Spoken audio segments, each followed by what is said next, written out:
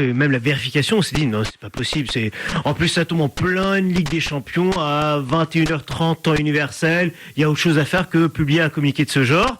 Et ben non, c'était effectivement bien vrai. Et ce matin, je vais vous dire juste 2 messages que j'ai eu de 2 amis IES, je précise, de femmes qui n'y connaissent rien en foot, d'accord ? Mais elles m'envoient un message. Salim, t'as vu 2 mois après ?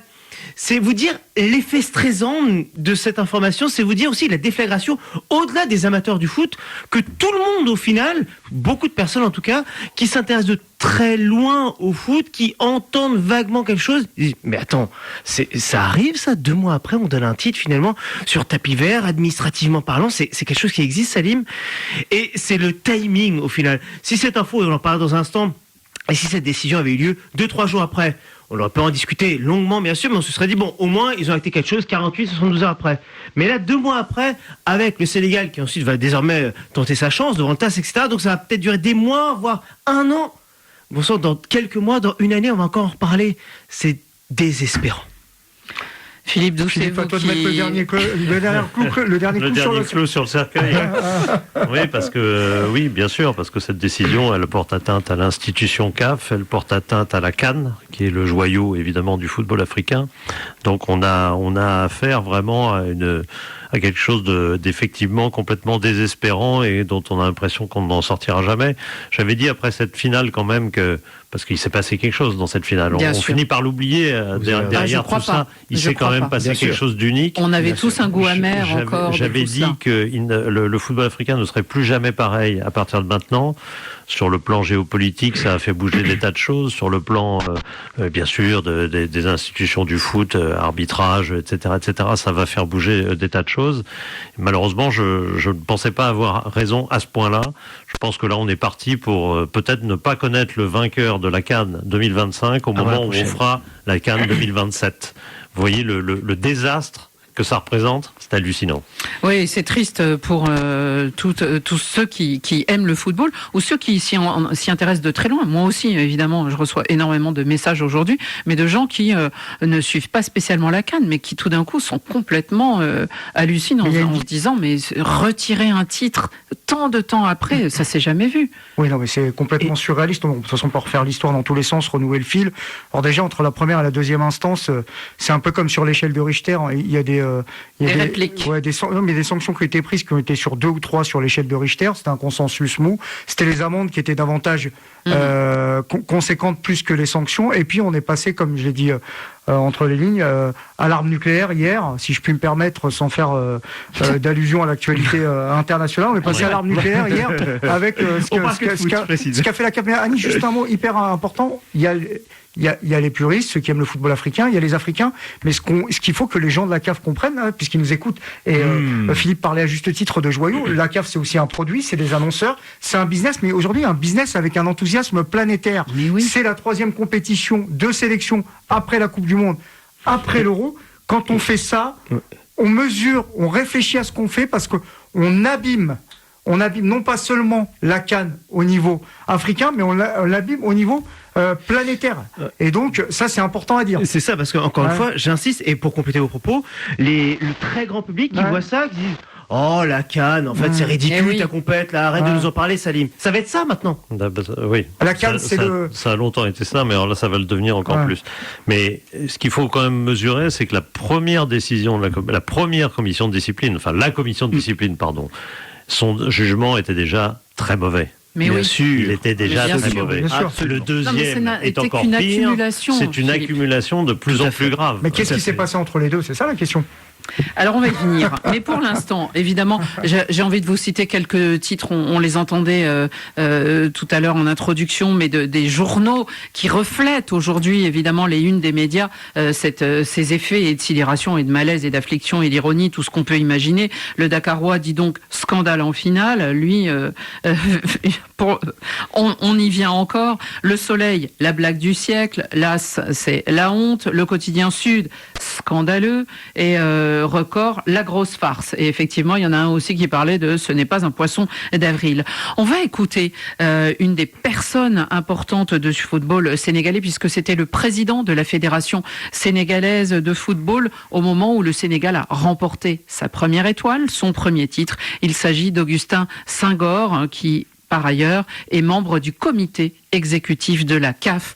Et je lui ai demandé, évidemment, qu'est-ce qu'il avait ressenti en entendant hier soir cette nouvelle. Ce que je ressens, c'est simplement beaucoup de déception, beaucoup de surprises, mais aussi, il faut le dire, quelque part, une sorte de non-surprise à mes yeux, parce que on voyait venir avec cette escalade dans des mesures assez surprenantes qui sont prises ces derniers temps. Mais le summum de tout cela, c'est quand on arrive à cette décision incroyable hier d'une commission de recours en matière disciplinaire qui se mue en arbitre de match et pour revenir sur le résultat acquis sur le terrain, conformément aux règles en vigueur au niveau des lois du jeu de l'IFAB. Donc c'est ça qui est choquant. Et on voit une volonté manifeste de violer les lois du jeu au bénéfice d'une équipe et au détriment d'une autre. Cela, c'est choquant. Vous avez écrit hier soir sur les réseaux sociaux, ils ont osé. Qu'est-ce que vous vouliez dire par là? Ce que je voulais dire, c'est que les gens en parlaient en coulisses en disant que, parce que la partie marocaine a affiché clairement son intention. Sur le plan du droit, il était difficile pour un sachant de croire en cette possibilité pour une commission disciplinaire de revenir sur le résultat de ce match-là qui s'est déroulé normalement, même s'il y a eu des incidents. Mais le propre d'un match de football, c'est qu'il peut y avoir des incidents et tout ça, c'est réglementé. Et l'arbitre étant le maître du terrain en vertu de l'article 5 et suivant donc des lois du jeu de l'IFAB, l'arbitre a traité ces questions-là, a pris des décisions pendant le match, a accordé un penalty qui a été raté, c'est le fameux Panenka qu'on connaît, a accordé un but qu'il a validé. Et le match s'est poursuivi jusqu'à ses derniers serments. Il a donné un coup de sifflet final. Il a donné la victoire à l'équipe du Sénégal. Les autorités ont fait le protocole de remise de trophées. La CAF a remis même les prize money de vainqueurs au Sénégal. Je dois ajouter que lors d'une conférence en marge de la réunion du COMEX en Tanzanie, le président de la CAF a félicité le Sénégal. Et hier, subitement, sans que même les membres du COMEX aient été au courant de la tenue de cette audience-là, on a cette décision extraordinaire qui ne sort de nulle part et qui remet non seulement en cause un résultat d'un tournoi qui est terminé depuis 2 mois, mais aussi qui remet en cause des principes qui sont presque intangibles dans le football à partir du moment où on sait que c'est l'IFAB qui définit les règles en matière de jeu, mais aussi il y a toute une jurisprudence du TAS qui est un peu le juge suprême en matière sportive dans le monde, qui montre que les décisions de l'arbitre sont définitives et personne, je dis personne, ne peut y revenir, sauf dans des conditions exceptionnelles et celles-ci n'en font pas partie. Et donc c'est pour ça que je dis qu'aujourd'hui on est face à un précédent dangereux, non pas seulement pour l'Afrique, mais pour le football mondial. Justement, est-ce que vous êtes inquiet pour le football africain, pour la Confédération africaine? On a l'impression presque d'un harakiri, d'un suicide collectif. Oui, parce que ça, je pense, peut-être que vous, les observateurs, vous pourrez nous dire si ça a existé avant, mais je pense que c'est une première. Exactement. Et avant cela, déjà, il y avait énormément de problèmes. Cette CAN, à chaque match, principalement du Maroc, parce qu'aussi, il faut dire les choses telles comme elles sont.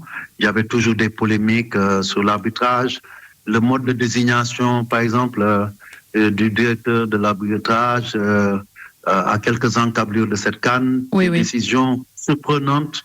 Tout ça, c'est un ensemble et même une continuité. Je pense que avec cette décision, on atteint le summum de ce qu'une confédération ne peut pas faire et il est temps qu'on tire la sonnette d'alarme. Est-ce que le président Patrice Motsepe, s'agissant de commissions dites indépendantes, a eu les moyens d'intervenir en amont? Je ne sais pas, mais il a les moyens d'intervenir en aval, comme il l'avait annoncé après la finale en disant qu'il faudrait que nous trouvions des moyens de prendre des décisions fortes. Mais les décisions fortes, ce n'est pas de s'attaquer aux effets de ce qui fait le mal, c'est de s'attaquer aux causes. Et elles sont nombreuses et multiples et tout le monde les connaît.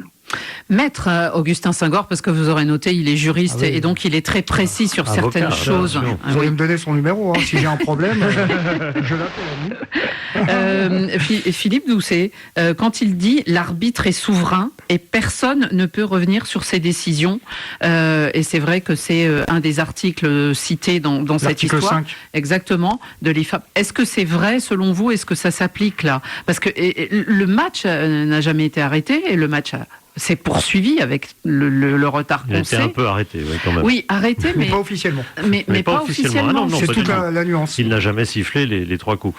Mais il y a quand même une nuance par rapport à ce que dit Maître Senghor sur ce point, parce qu'on a déjà vu des matchs perdus sur tapis vert parce qu'un joueur n'était pas qualifié ou quelque chose comme ça, sans même qu'il y ait besoin. Donc, la théorie du une fois que c'est fini, et ou alors il faut porter réclamation, etc. C'est même pas vrai.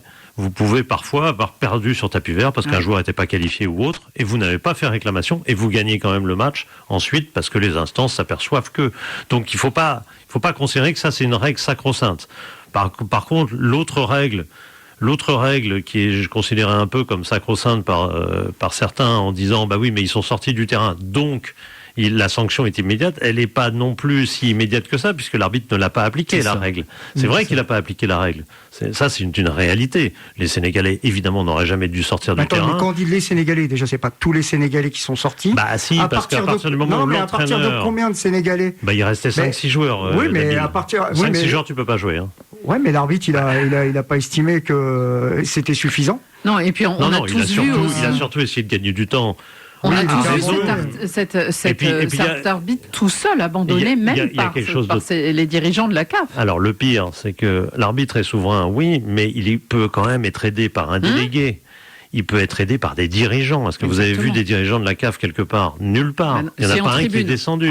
C'est dans les loges en train de boire un coup. Est-ce que vous avez vu des présidents de fédération des 2 pays descendre, etc. Moi, je sais pas, s'il y a des témoignages, s'il y a des témoignages qui disent que le président de la fédération sénégalaise est descendu dans son vestiaire pour donner des instructions, tant mieux, mais je n'ai rien vu de tel. Donc c'est un abandon total. Le seule personne, et ça malheureusement, ça c'est intéressant d'ailleurs, l'arbitre a fait, c'est un truc qui est pas très connu, l'arbitre a fait 2 rapports sur ce match. Il a fait le premier rapport, où il a expliqué les choses comme ça, et pas plus. Et le lendemain, il a fait un rapport complémentaire, où il a dit: j'ai essayé d'arrêter le match et j'ai été dissuadé par le président de la commission des arbitres, qui évidemment n'a rien à faire là, ne devait pas non plus parler à l'arbitre.